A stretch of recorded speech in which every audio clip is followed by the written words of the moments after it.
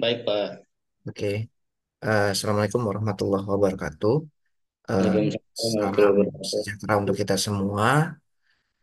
Materi hari ini melanjutkan penerapan fungsi linier pada matematika ekonomi ya. Kemarin kita udah bahas pengaruh pajak pada keseimbangan pasar, kemudian subsidi. Nah, hari ini kita membahas analisis pulang pokok atau titik impas. Nah, sebenarnya materi ini tidak apa ya, bisa dibilang tidak banyak. Cuman materi ini yang akan teman-teman sering temui pada saat nanti di eh, semester berikutnya, yaitu ekonomi manajerial. Ya, dan juga biasanya ini kepakai juga ya dalam penerapan analisis namanya BEP gitu ya, break even point. Konsep dasarnya dari sini awal mulanya teman-teman ya. Nah, saya coba rangkum dari beberapa buku. Jadi memang BEP atau break even point itu kaitannya dengan apa? Dengan fungsi penerimaan atau total revenue ya. Namanya fungsi penerimaan itu kan dalam bahasa Inggris disebut sebagai eh, revenue function ya. Cuma kalau untuk di apa namanya matematika kita ubah saja menjadi total revenue atau disingkat sebagai TR. Ada beberapa buku nyebutnya R, ada beberapa buku juga nyebutnya TR. Ya, kita sepakati bahwa untuk total revenue kita sebut sebagai TR aja ya teman-teman ya. Nah, TR ini merupakan salah satu fungsi dari fungsi penerimaan yang mana kaitannya dengan fungsi penjualan. Fungsi penjualan ini itu merupakan perkalian antara P dikali Q. Ya. TR merupakan perkalian antara P dikali Q. Nah, ini rumusnya seperti itu ya. Jadi P itu maksudnya adalah harga jual per unit. Kemudian Q di sini jumlah produk yang dijual. Cuma itu aja konsepnya ya. Bahwa TR sama dengan P dikali Q. Itu aja. Jadi untuk apa? Untuk fungsi penerimaan, rumus utamanya adalah P dikali Q.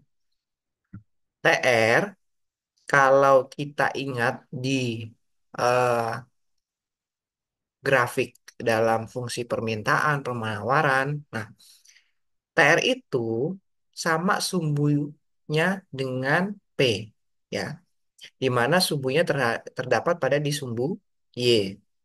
TR adanya di sumbu Y. Sedangkan Q adanya pada sumbu X, maka di sini. Maka salah satu fungsinya nanti grafiknya akan menjadi seperti ini, teman-teman. Ya, TR di sisi vertikal, Q di sisi horizontal. Yang mana TR merupakan fungsi dari Q. Nah, ini ingat-ingat nih, nanti TR itu merupakan fungsi dari Q. Artinya dia akan perkalian antara P dikali Q. Ya. Jadi ini seperti ini. Eh break even point namanya. Ya. Jadi untuk fungsi penerimaan itu kaitannya dengan fungsi penjualan. Rumusnya hanya ini saja, ya, nggak ada rumus lain nih, ya, hanya ini saja. Cuman nanti pengembangan-pengembangannya nanti saya akan kasih contoh ya, di mana P itu merupakan harga jual per unit, Q merupakan produk yang dijual, ya. Bagi teman-teman yang baru join, ini nanti rekamannya ada di YouTube ya, nanti saya sharing. Konsepnya ini aja, P dan Q. TR sama dengan P dikali Q. Di mana TR sama dengan berada pada sumbu Y, Q pada sumbu X. Nanti kalau pada di grafik seperti ini kira-kira ya. Nah, seperti itulah ya. Fungsinya merupakan TR merupakan fungsi dari Q. Oke, lanjut ya. It's. Nah, kita contoh kan misalkan ada produk yang dijual dengan harga 2.000 per unit. Bagaimana fungsi penerimaannya? Gambarkan fungsi penerimaan pada grafik. Nah, jika TR sama dengan P dikali Q, maka P-nya berubah menjadi 2.000. Ya, sesuai dengan informasi pada soal. Kemudian TR sama dengan 2.000 kali Q. Udah seperti ini aja. Maka grafiknya akan menjadi seperti ini. TR di sisi vertikal, Q di sisi horizontal. Sebagai sumbu X, TR sebagai sumbu Y. TR merupakan 2000 Q. Nah, seperti ini aja ya. Ini sketsanya aja ya. Nanti kalau Bun jawab soalnya seperti ini aja ya. Gampang kan ya? Masih bisa ya. Nah, ini salah satu contohnya. Nah, Pak, kalau misalkan sudah ada apa namanya biaya-biaya lain, misalkan seperti apa? Seperti pada slide berikut, bagaimana? Nah, kita harus melakukan pemecahan rumus dulu ya. Nah, jadi gini, TR itu kaitannya juga dengan nanti fungsi biaya atau cost, ya. Ya, sebentar ya. Bentar, saya sambil ini nih ada meeting. Oke, baik. Oke, lanjut ya. Fungsi biaya ini kita beri lambang sebagai C, ya, cost. Atau di beberapa buku sebutannya saja total cost. Ya. Total cost merupakan hasil dari fixed cost atau biaya tetap, ya, ditambah variable cost. Nah, fixed cost dan variable cost ini jika ditambah menjadi biaya, yang namanya biaya kan ada biaya yang sifatnya tetap, ada biaya yang sifatnya bersifat variabel, ya, banyak. Nanti belajar tuh di akuntansi, ya, belajar nanti di akuntansi ya. Ada fixed cost, ada variable cost. Nah, yang bisa diolah yang mana, Pak? Yang ini, variable cost. Karena variabel kan berubah-ubah ya. Maka TC nantinya adalah fixed cost ditambah variable cost. Yang merupakan variable cost itu merupakan V dikali Q. V merupakan biaya variabel per unit, Q merupakan jumlah produk yang dihasilkan. Ya, variabel cost ini macam-macam teman-teman. Ini saya mencoba menuliskannya secara sederhana saja, V dikali Q. Nah, grafiknya nanti untuk fixed cost, variable cost, total cost ada di sumbu sumbu Y, ya, seperti ini. Q tetap berada di sumbu sumbu X, ya. Ini grafiknya kira-kira bentukannya seperti ini. Ada TC, VC, dan fixed cost. Fixed cost biasanya dia tetap, grafiknya dia lurus teman-teman ya. Dia lurus saja. Ada variable cost dia berubah seiring dengan perubahan apa? Perubahan jumlah. Jumlah apa? Satu biaya variabel sama jumlah produk. Maka dia grafiknya bisa berubah seperti itu. Nah, total cost merupakan pertambahan antara fixed cost ditambah variable cost. Ya,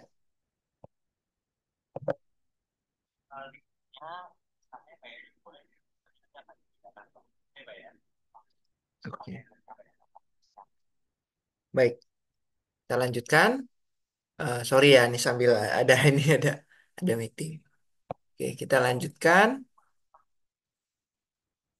Oke, salah satu contohnya ya, suatu perusahaan, suatu perusahaan mengeluarkan biaya tetap. Nah, biaya tetap itu fixed cost. Ingat ya, fixed cost sama dengan 1000 dan biaya variabelnya variable cost 30Q. Tentukan fungsi biayanya dan gambarkan grafiknya. Penyelesaian ya. Pak fixed cost atau biaya tetap itu tadi 1000. Variable cost itu 30Q. Ya, maka TC merupakan pertambahan fixed cost ditambah variable cost. Maka rumus total cost merupakan TC sama dengan 3000 ditambah 30Q. Nah, untuk grafiknya ini sketsa aja ya teman-teman ya. Kira-kira begini. Ya, ya harus sama persis nggak usah. Yang penting teman-teman tahu konsepnya. Baik. Kalau ada pertanyaan silahkan ya. Oke. Masih mudah kan? Masih gampang ya? Nah, nanti kita tambahkan hitung-hitungannya lagi. Oke. Nah, tadi ada TR, ada TC. Total cost merupakan pertambahan antara fixed cost ditambah variable cost. Nah, kaitannya dengan TC dan TR itu apa? Ternyata nama yang dinamakan titik impas adalah saat. Ya, saat apa? Saat TR sama dengan TC. Ya, suatu kondisi di mana perusahaan atau organisasi tidak untung maupun rugi. Impas, gitu ya. Untung jika TR lebih besar daripada TC, rugi jika TR kurang dari TC. Nah, TR ini total revenue, TC adalah total cost.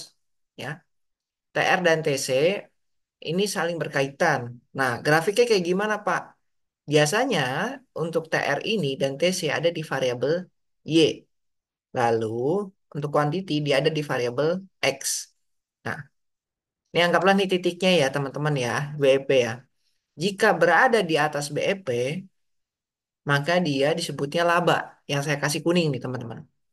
Nah, kalau rugi, dia ada di bawah ya, seperti ini. Saya kasih warna hijau ya. Jadi laba dan rugi secara grafik digambarkan seperti ini. Di mana TR, kalau TR sama dengan TC itu impas. Ya, titik impas. Sebutannya impas. Ya, kalau untung, dia TR lebih besar daripada TC. TR kurang dari TC itu rugi. Ya, masih muda ya. Kira-kira begini. Nah, nanti kita baru masuk ke perhitungan. Lanjut. Kalau ada mau yang tanyain, silakan. Ya, oke. Lanjut ya. Nah, ini udah mulai rumus-rumus ya. Ini saya kasih penurunan rumusnya aja. Karena gini, waktu itu mahasiswa ada yang nanya, Pak, itu kok tiba-tiba Q sama dengan fixed cost dibagi P kurang V. Maksudnya apa, Pak? Nah, dan lain sebagainya ya. Ya udah, akhirnya saya turunkan ya.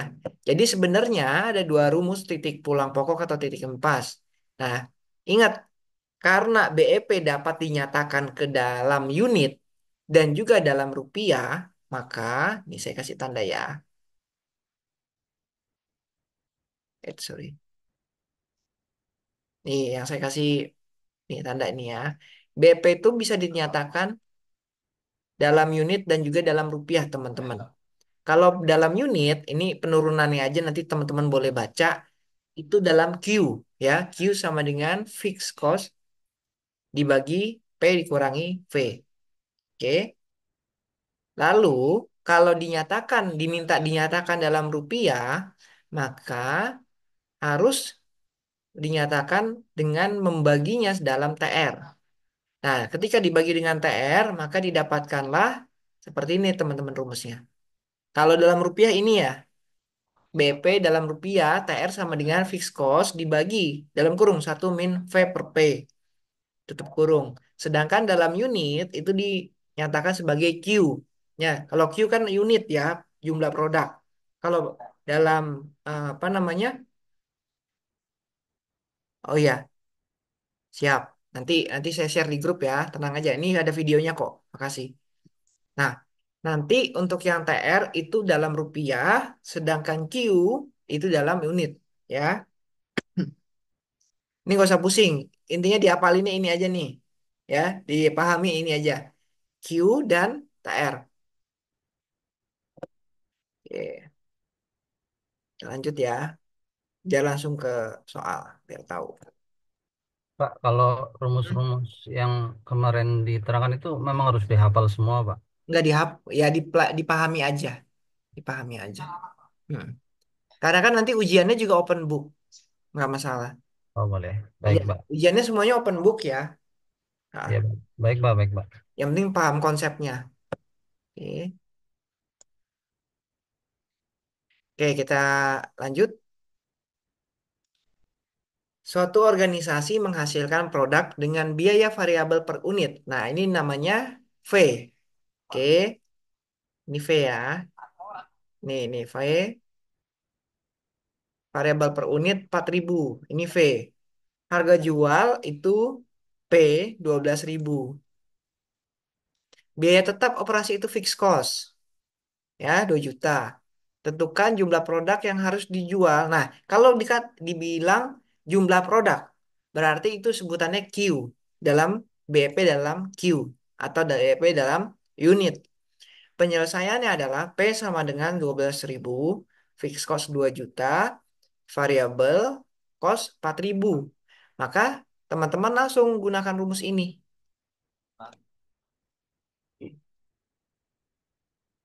Nah, TR sama dengan TC. Nah, TR sama dengan TC. TR-nya diturunkan menjadi P dikali Q. Oke.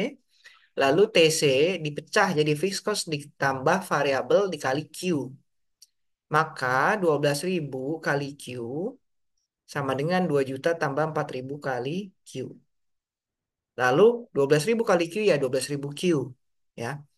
Kemudian yang 4.000 Q ini teman-teman, dia pindah ruas ke sini. Ya, jadi minus 4.000 Q. 2 juta tetap di ruas kanan. Maka 12.000 dikurangi 4.000 Q sama dengan 2 juta. 12.000 dikurangi 14 dikurangi 4.000 sama dengan 8.000. Q ditambah sama dengan 2 juta. Maka Q sama dengan 2 juta dibagi 8.000 ya. Ya ini nolnya coret aja nih 3 ya. Maka 2.000 dibagi 8 sama dengan 250 unit. Maka TR sama dengan 12.000 Q sama dengan 12.000 dikali 250 sama dengan 3 juta.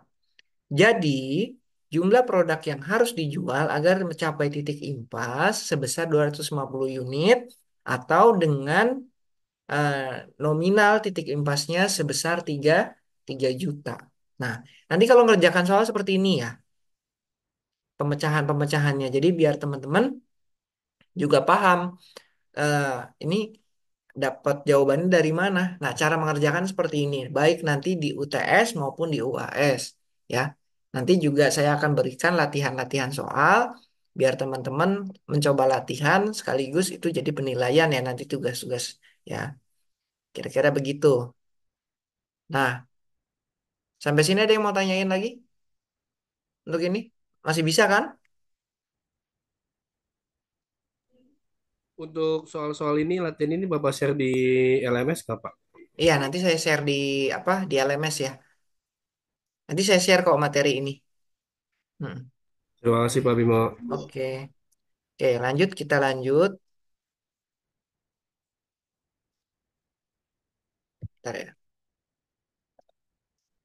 Nah, ini saya simulasikan suatu grafiknya ya. BEP itu, teman-teman, dia bisa bergeser. Nah, syaratnya apa? Jika ada perubahan pada biaya tetap, ya. Dan juga ada biaya variabel per unit, V-nya bergeser, berubah. Dan juga harga produknya berubah. Makanya jangan heran ketika nanti suatu perusahaan itu tiba-tiba eh, dalam 1 tahun itu terjadi beberapa pergeseran. Pergeseran apa? Karena menyesuaikan dengan apa? Dengan biaya variabel. Biaya variabel kan fluktuatif ya. Biaya material, biaya apa namanya, biaya barang baku dan lain sebagainya. Dan itu mempengaruhi ternyata. Kalau fixed cost contohnya apa? Yang sudah yang teman-teman tahu lah. Biaya tetap. Apa? Biasanya apa? Operational cost ya. Contohnya apa? Gaji, ya kan? Misalkan nggak ada perubahan nih, gaji, terus kemudian biaya berlangganan, berlangganan atau macam-macam ya, dan lain-lain. Nah itu operational cost itu kan tetap.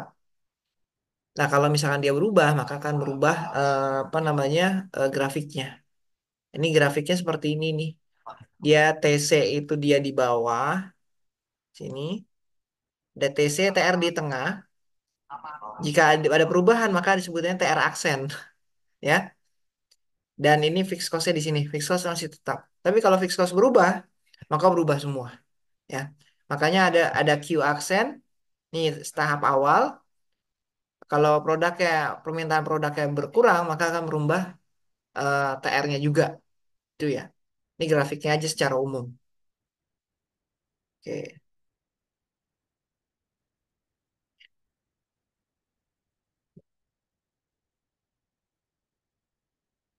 Bentar. Nah, untuk soal ini nanti saya akan kasih materinya sebentar ya. Stop share dulu. Tunggu sebentar. Tunggu ya. Saya mau tiba-tiba error nih. Bentar. Saya share materinya sekarang ya, tunggu ya. Ini ada di matematika bisnis. Tunggu ya.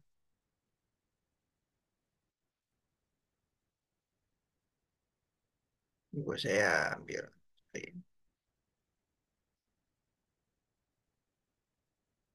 Hmm, oke. Saya sambil masukkan materinya.